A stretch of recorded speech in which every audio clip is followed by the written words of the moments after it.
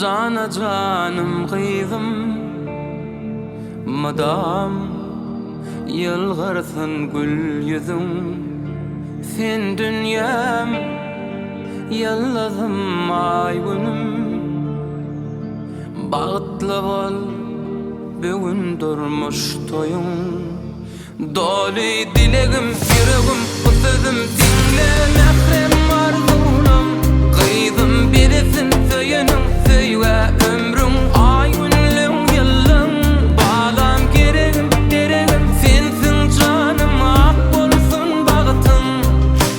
sen göğün şahım kıydım can ahım doli dilegim yüreğim bu sözüm dinle mehrem arzunum kıydım birisin söyünüm söyle ömrüm ay günlüm yıllım bağlam gereğim dereğim sensin canım ak bolsun bağıtım sen göğün şahım kıydım can ahım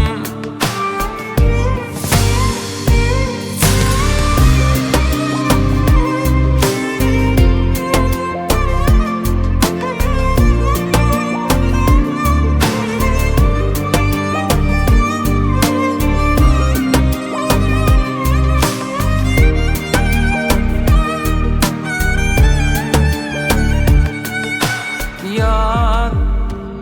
koşup yaş ömrüne sevgin nur koşsun ömrüne arzulum söyleyin toyuna bağıt olsun ertirin düğününe doli dilegim yüreğim bu sözüm dinle